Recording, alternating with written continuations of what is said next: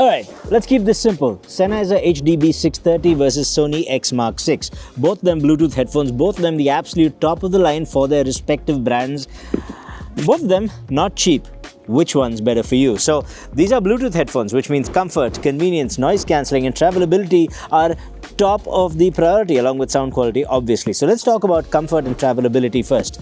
Look at these cases. Which one do you think is easier to pack? This one, the Sony XM6. Look at how slim it is. Look at how bulky the Sennheiser is. This is also easy to open and close as opposed to the zipper that has to go all around the Sennheiser. Also, if you actually open it and if you don't want to use it with the case, the headphones of the Sony themselves fold in on each other. The Sennheiser, on the other hand, does in fact fold flat, to be fair, and that's nice. It's just a little bit bulkier. Not the end of the world, but if you're using them with the case, the points go for Sony for actual travelability.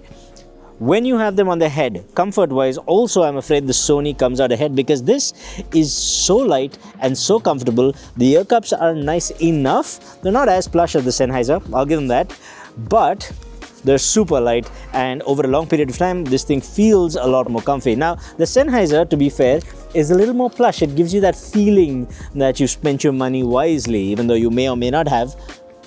And it's also pretty comfortable. I have no issues with comfort on either one. Your mileage may vary, but the ear pads on the Sennheiser are much more plush and nice. But the headband, ooh, that they should have put a little more padding in the headband for sure. Sony also doesn't have great padding on the headband, but the whole thing is so much lighter that you don't feel it. So another point in the favor of Sony, but the Sennheiser is not far behind in this case. Next come controllability and features.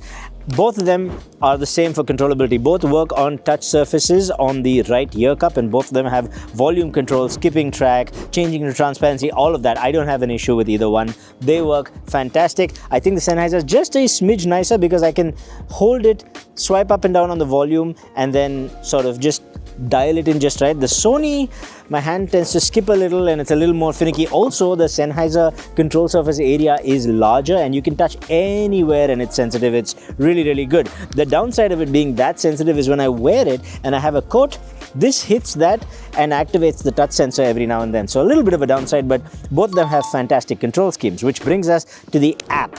Wow, I'm really going through this quick, huh? But that's okay, we're getting to the point. That's what you want in a video, right? Sony basically went, okay, here's something, we're gonna add to that, we're gonna add to that, and generations later, they've just got one on top of the other piled up. It's a mess, it's not organized, but it is a lot of features. A lot of those features you don't get in Sennheiser, but some you do get. Like they both can geo-fence areas and you can program them to go in and out of noise cancelling, in and out of different EQ settings, no matter where you are. If you're walking into the gym, go into something that has bass boost. If you're walking into a park, maybe go into transparency mode. You can program that on both of these, so it's not an issue.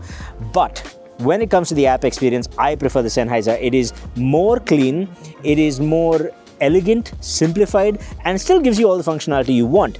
Plus, it has one major benefit. Both of them have EQ and both the EQs work fine, but the EQ on the Sennheiser HD630's app, the Smart Control Plus app, is fantastic. Also, there are two Sennheiser apps, the Smart Control and the Smart Control Plus. Why? I do not know. There's actually 5 other apps on the App Store, but Smart Control Plus is the one you want. They need to sort that out a little bit. But the EQ, oh my god, the level of flexibility it gives you, the kind of filters you can put in, it's definitely not for a beginner, which is a bit unfortunate because the Sony is a lot more beginner friendly. Having said that, let's talk about the sound. Actually, let's talk about the ANC first and then get to the sound. ANC wise, Sony's better. In the first few minutes of using this, you will think, oh, the Sennheiser is not as good, but it's not that far apart. So that's okay. But if you're on an aircraft, if you're on a long flight, 5, 6 hours, 3, 4 hours, it doesn't matter.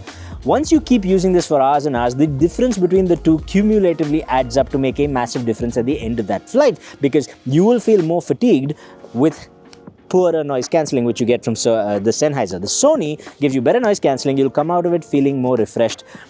And trust me, after a couple of hours of having this, when you put this on, you will hear that difference and you will notice that the Sony just generally gives you better quality of life because it gives you better noise cancelling. When it comes to transparency, neither are as good as Bose and Apple, but both of them kind of do the job. Honestly, if it was me, if I want transparency, if I want to pay attention to my surroundings or talk to someone, I just take one ear cup out of the way. Now, you can do that with both these headphones, right? It's not a big deal.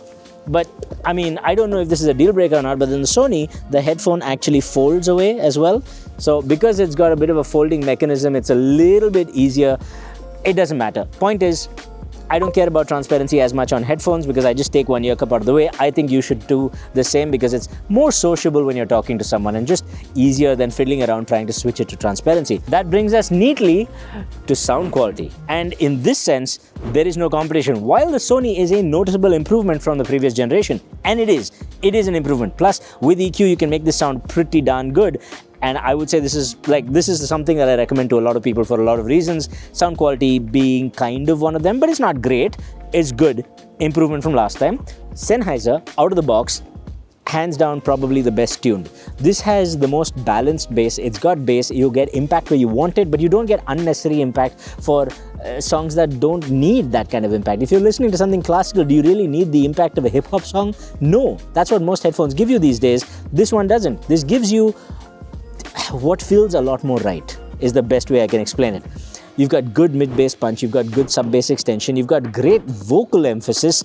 It's just a better tuned out-of-the-box experience. That's what people want, because people, no matter how good the EQ is better on this, but it's almost useless because people want convenience. That's the whole point of buying these things. You don't want to go in and fiddle around with EQ necessarily. If you do, my channel's there. You should subscribe. I give you EQ presets, I tell you how to fix sound, all of it.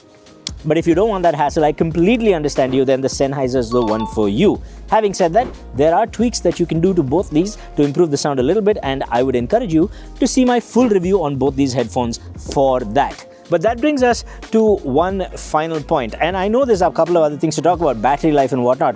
Both them charge up fast. Both them will give you more than 50 hours of battery life. So I don't really see that as a problem in either one's case. The advantage you have with the Sennheiser now is that you can also use it in wired mode using the USB-C cable, and that'll give you uncompressed, lossless audio, which is a pretty clutch thing to have. However, the Sennheiser is $500 and the Sony is closer to $400, and that is a hard pill to swallow.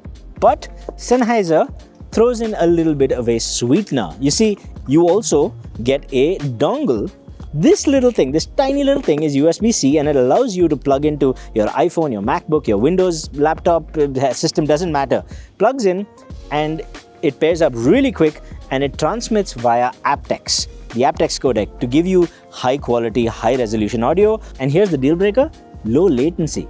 So where this really shines is, I mean, I could use it with my iPhone, I could use it with my MacBook, but where it really shines is if you're on a Windows laptop or a Windows system, because you can finally use a headset without reverting to the old low resolution codec that Windows defaults to. Don't ask, it's a thing. You can go look it up. Windows is just horrendous when it comes to using headsets with the microphone. If you're on a video call, this bypasses that. This allows you to use the headset with the microphone and keep high resolution audio. But if you're into gaming, chances are you're using Windows for gaming, any serious gaming, competitive gaming, this will help you. This brings down latency to a claimed under 30 milliseconds. And in my testing on Battlefield 6, which is a fun game, by the way, you should go check it out, this was excellent. This, with the low latency, meant that I don't have latency, which means if I'm watching YouTube videos also, there's no lag between the audio and video, which is fantastic. But when I'm gaming, that paired with the already great sound out of this meant that I had directional audio. I could hear footsteps where they were coming from, which meant that I could be competitive. I had the booms of the explosions and the gunshots feeling pretty darn realistic and having impact. So it's great for competitive gaming. It's great for immersive gaming.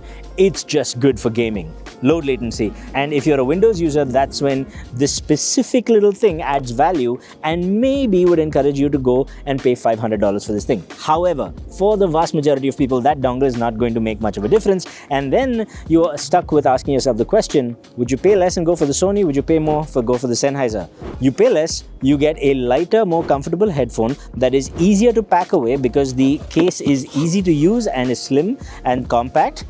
You get some of the best noise cancelling in the business. You get a lot of features in the app, even though the app is very messy. And you get a nice experience overall. This is not a bad headphone. This is in fact my daily. However, if you're willing to spend a little more, you don't get the best ANC. You get fine build quality and all that. You don't get the best transparency. You get good comfort, but not the greatest comfort. Could be better. But you get hands down the best sound out of the box. If you are okay with good enough noise cancelling, like it does help, but it's not the best. And if you don't mind spending the money, if what you want is great sound out of the box without you delving into it, then the Sennheiser is for you.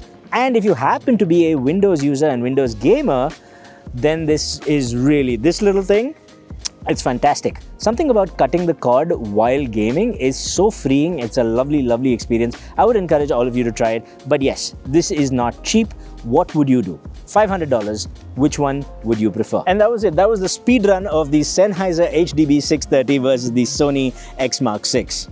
Comment down below. Be sure to subscribe if you want no nonsense to the point videos that give you exactly what you need.